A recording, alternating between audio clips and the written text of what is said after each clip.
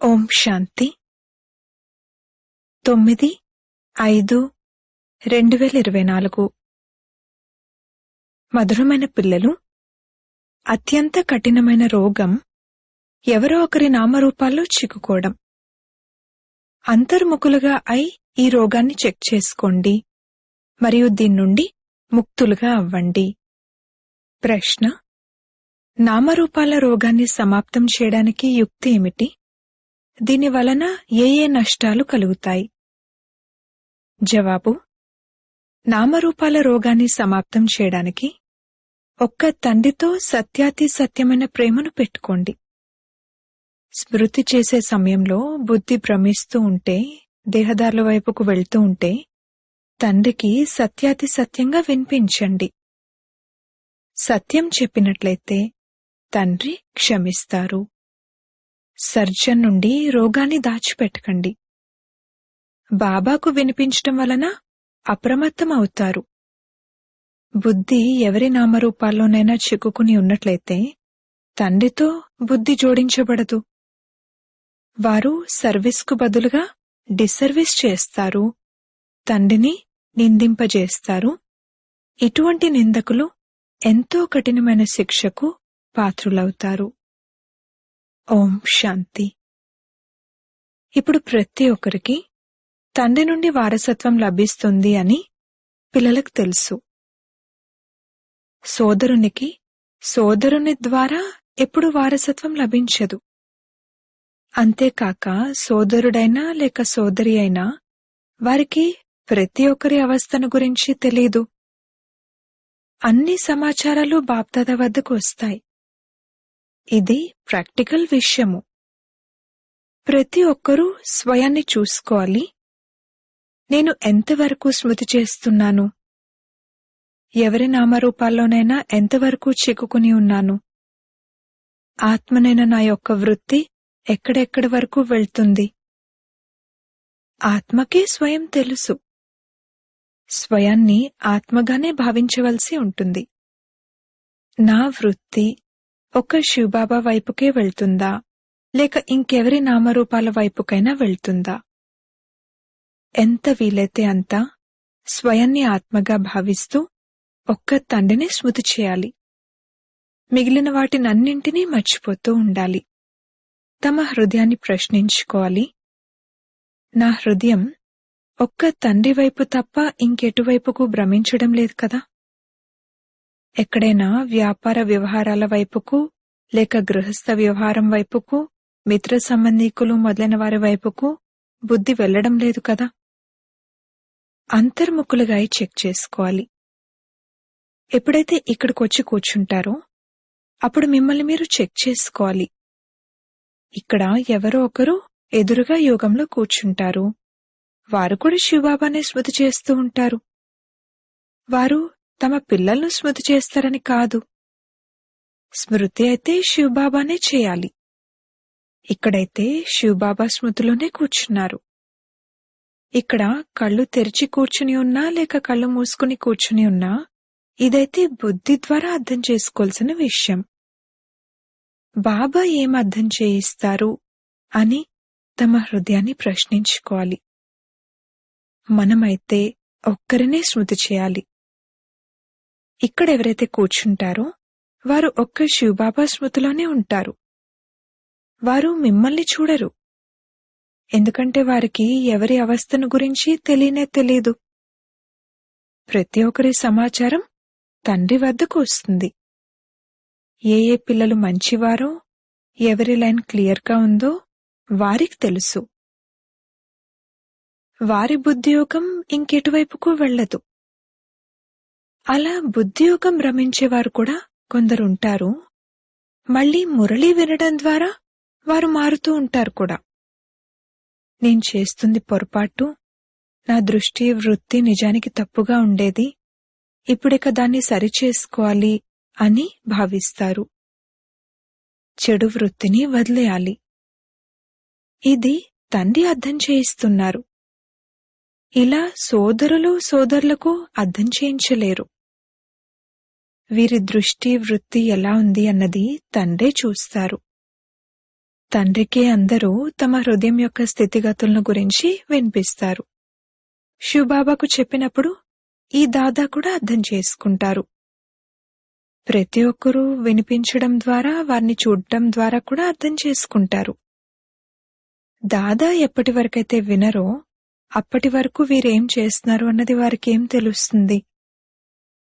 నడవడిక ద్వారా, సేవ ద్వారా వీరికి ఎంతో దేహాభిమానం ఉంది, వీరికి తక్కువగా ఉంది, వీరి నడవడిక సరిగ్గా లేదు అన్నది అర్థం చేసుకుంటారు. ఎవరో ఒకరి నామరూపాలు చిక్కుకుని ఉంటారు. ఎవరి వైపుకైనా బుద్ధి వెళ్తుందా అని బాబా అడుగుతారు.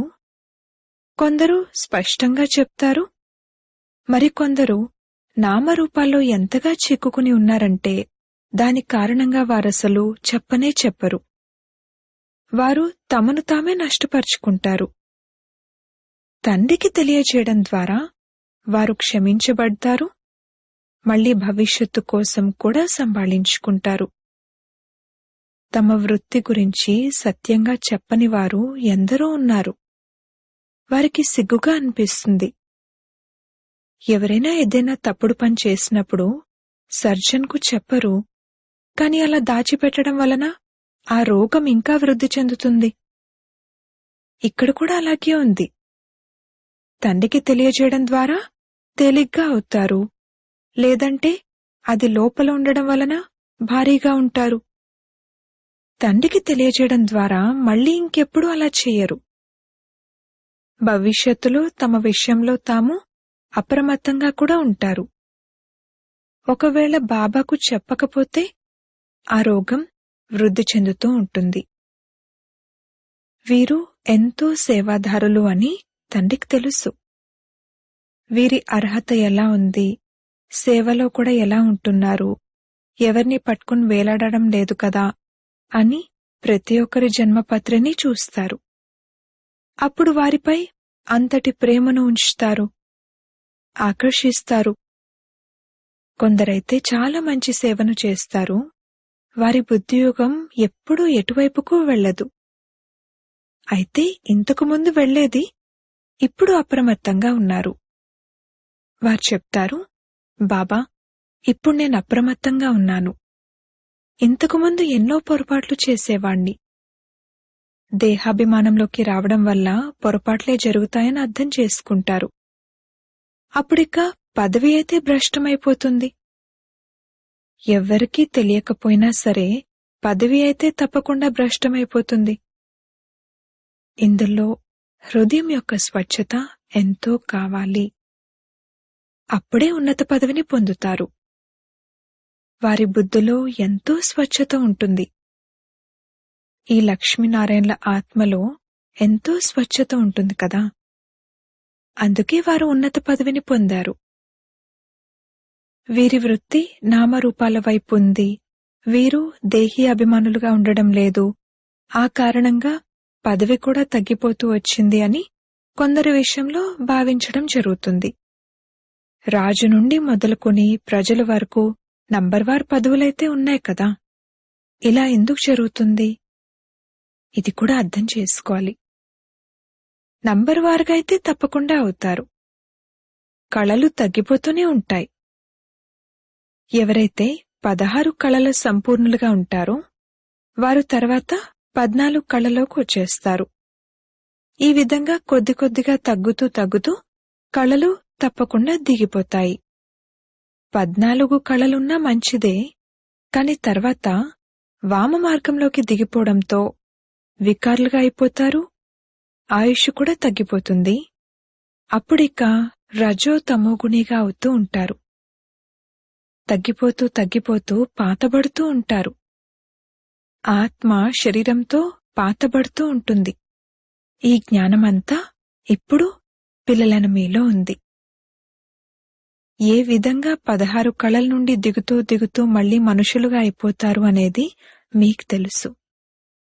దేవతల మతమైతే ఉండదు. తండ్రి మతం లభించిన తర్వాత ఇక 21 జన్మల వరకు మతం లభించాల్సిన అవసరమే ఉండదు. మీ ఈ ఈశ్వరీయ మతం 21 జన్మలు కొనసాగుతుంది.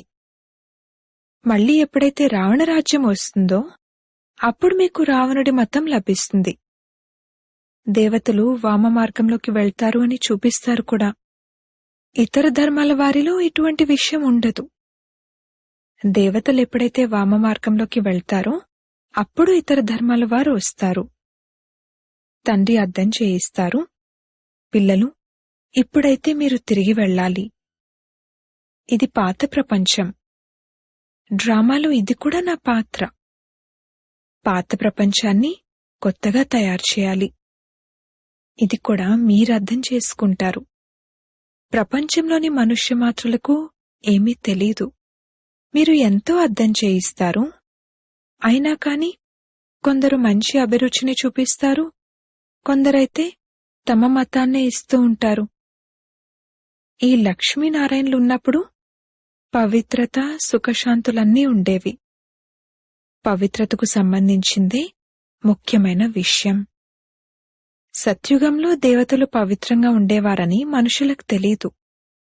దేవతలకు కూడా పిల్లలు మొదలైన వారు ఉన్నారు కదా అని వారు భావిస్తారు. కాని అక్కడ యోగ బలంతో ఎలా జన్మిస్తారు అన్నది ఎవరికీ తెలీదు. మొత్తం జీవితకాలం అంతా పవిత్రంగా ఉంటే పిల్లలెలా పుడతారు అని అంటారు. ఈ సమయంలో పవిత్రంగా అవ్వడం ద్వారా 21 జన్మలు పవిత్రంగా ఉంటారు అని వారికి అర్థం చేయించాలి.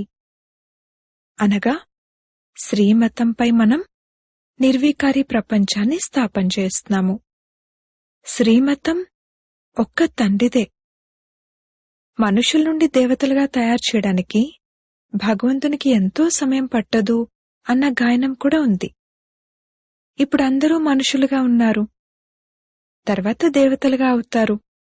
ఇప్పుడు శ్రీమతంపై మనం దైవీ ప్రభుత్వాన్ని స్థాపిస్తున్నాము. ఇందులో పవిత్రత ఎంతో ముఖ్యమైనది. ఆత్మే పవిత్రంగా అవ్వాలి. ఆత్మే రాతి బుద్ధి కలదిగా అయ్యింది. ఈ విషయాన్ని పూర్తిగా స్పష్టం చేసి తెలియచేయండి. తండ్రే సత్యుగ దైవీ ప్రభుత్వాన్ని స్థాపించారు. దానిని పారడైజ్, స్వర్గం అంటారు. మనుషులను దేవతలుగా తండ్రే తయారు చేశారు. మనుషులు పతితంగా ఉండేవారు. వారిని పతితం నుండి పావనంగా ఎలా తయారు చేశారు? నన్నొక్కరినే స్మృతి చేసినట్లయితే మీరు పావనంగా అయిపోతారు అని పిల్లలకు తెలియచేశారు. ఈ విషయాన్ని మీరు ఎవరికైనా వినిపిస్తే వారి హృదయానికి హత్తుకుంటుంది. ఇప్పుడు పతితం నుండి పావనంగా ఎలా అవుతారు? తప్పకుండా తండ్రిని స్మృతి చేయవలసి ఉంటుంది. ఇతర సాంగత్యాల నుండి బుద్ధియోగాన్ని తెంచి ఒక్కరి సాంగత్యంతో జోడించాలి. అప్పుడే మనుషుల నుండి దేవతలుగా అవ్వగలుగుతారు. ఈ విధంగా అర్థం చేయించాలి. మీరేదైతే అర్థం చేయించారో అది డ్రామానుసారంగా పూర్తిగా కరెక్ట్. ఇదైతే అర్థం చేసుకుంటారు. అయినా కాని అర్థం చేయించేందుకు ప్రతిదినము పాయింట్లు లభిస్తూ ఉంటాయి. మనం పతితం నుండి పావనంగా ఎలా అవ్వాలి అన్నదే ముఖ్యమైన విషయము. తండ్రి అంటారు, దేహపు అన్ని ధర్మాలను వదిలి నన్నొక్కరినే స్మృతి చేయండి. ఈ పురుషోత్తమ సంగమయుగం గురించి కూడా పిల్లలైన మీకే తెలుసు. మనం ఇప్పుడు బ్రాహ్మణులుగా అయ్యాము. ప్రజాపిత బ్రహ్మకు సంతానము. తండ్రి మనల్ని చదివిస్తారు. బ్రాహ్మణులుగా అవ్వకుండా మనం దేవతలుగా ఎలా అవుతాము? ఈ బ్రహ్మ కూడా పూర్తి 84 జన్మలు తీసుకుంటారు. మళ్లీ వారే మొదటి నంబర్ను తీసుకోవాల్సి ఉంటుంది. తండ్రి వచ్చి ప్రవేశిస్తారు. కావున ముఖ్యమైన విషయం ఒక్కటే, స్వయాన్ని ఆత్మగా భావిస్తూ తండ్రిని స్మృతి చేయండి. దేహాభిమానంలోకి రావడం వల్ల ఎక్కడో అక్కడ వేలాడుతూ ఉంటారు. దేహీ అభిమానులుగా అయితే అందరూ అవ్వలేరు. మిమ్మల్ని మీరు పూర్తిగా చెక్ చేసుకోండి. నేనెక్కడా దేహాభిమానంలోకైతే రావడం లేదు కదా, నా ద్వారా ఎటువంటి వికర్మలైతే జరగడం లేదు కదా, నియమ విరుద్ధమైన నడవడిక అయితే లేదు కదా. చాలా మంది ద్వారా ఈ విధంగా జరుగుతూ ఉంటుంది. వారు అంతిమంలో ఎన్నో శిక్షలకు పాత్రులవుతారు. ఇప్పుడింకా కర్మాతీత అవస్థ తయారవ్వలేదు. కర్మాతీత అవస్థ కలవారి యొక్క అన్ని దుఃఖాలు దూరమైపోతాయి. వారు శిక్షల నుండి విముక్తులైపోతారు. రాజులుగా నంబర్వారుగా తయారవుతారు. తప్పకుండా కొందరి పురుషార్థం తక్కువగా ఉంటుంది. ఆ కారణంగానే శిక్షలను అనుభవించవలసి ఉంటుంది అని ఆలోచించడం జరుగుతుంది. ఆత్మే గర్భజేల్లో శిక్ష అనుభవిస్తుంది. ఆత్మ గర్భంలో ఉన్నప్పుడు నన్ను బయటకు తీయండి, మళ్లీ నేను పాపకర్మలను చెయ్యను అని అంటుంది. ఆత్మే శిక్ష అనుభవిస్తుంది. ఆత్మే కర్మలను వికర్మలను చేస్తుంది. ఈ శరీరము ఎందుకు పనికిరానిది. కావున ముఖ్యమైన విషయం స్వయాన్ని ఆత్మగా భావించడము. తప్పకుండా అన్నీ చేసేది ఆత్మే అని భావించాలి. ఇప్పుడు ఆత్మలైన మీరందరూ తిరిగి వెళ్ళాలి. అందుకే ఈ జ్ఞానం లభిస్తుంది. మళ్లీ ఇంకెప్పుడు ఈ జ్ఞానం లభించదు. ఆత్మాభిమానులు అందరినీ సోదరులుగానే చూస్తారు. శరీరం యొక్క విషయమే ఉండదు. ఆత్మగా అయిన తర్వాత ఇక శరీరంపై మోహం ఉండదు. అందుకే తండ్రి అంటారు, ఇది చాలా ఉన్నతమైన స్థితి. సోదరీ సోదరులు ఒకరికొకరు వేలాడుతూ ఉంటే ఎంతో డిసర్వీస్ చేస్తారు. ఆత్మాభిమాని భవ. ఇందులోనే శ్రమ ఉంది. చదువులో కూడా సబ్జెక్టులుంటాయి. మేమిందులో ఫెయిల్ అయిపోతాము అని భావిస్తారు. ఫెయిల్ అయిన కారణంగా ఇక ఇతర సబ్జెక్టులలో కూడా డీలా పడిపోతారు. ఇప్పుడు మీ ఆత్మ తన బుద్ధియోగ బలంతో బంగారు పాత్రగా అవుతూ ఉంటుంది. యోగం లేకపోతే జ్ఞానం కూడా తక్కువగా ఉంటుంది. ఇక ఆ శక్తి ఉండదు.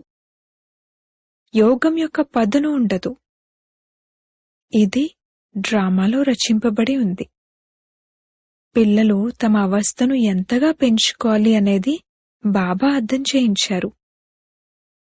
ఆత్మనైన నేను రోజంతట్లో ఎటువంటి నియమ విరుద్ధమైన పనులు చేయడం లేదు కదా అని చూసుకోవాలి. అటువంటి అలవాటేదైనా ఉంటే దాన్ని వెంటనే వదిలేయాలి. కాని మాయ మళ్లీ 2వ రోజు 3వ రోజున పొరపాట్లు చేయించేస్తుంది. ఇటువంటి సూక్ష్మమైన విషయాలు జరుగుతూ ఉంటాయి. ఇదంతా గుప్త జ్ఞానము. ఇది మనుషులకేం తెలుసు. మేము మా ఖర్చుతోనే మా కొరకు అన్నీ చేసుకుంటాము, ఇతరుల ఖర్చుతో ఎలా చేస్తాము అని మీరంటారు. అందుకే బాబా ఎప్పుడూ అంటూ ఉంటారు, అడగడం కన్నా మరణించడం మేలు. సహజంగా లభిస్తే అది పాల సమానమైనది. అడిగి తీసుకున్నట్లయితే అది నీరు సమానమైనది. ఎవరినుండైనా ఏదైనా అడిగి తీసుకున్నట్లయితే అది తప్పదన్నట్లుగా వారు త్యాగం చేసి ఇచ్చినట్లవుతుంది.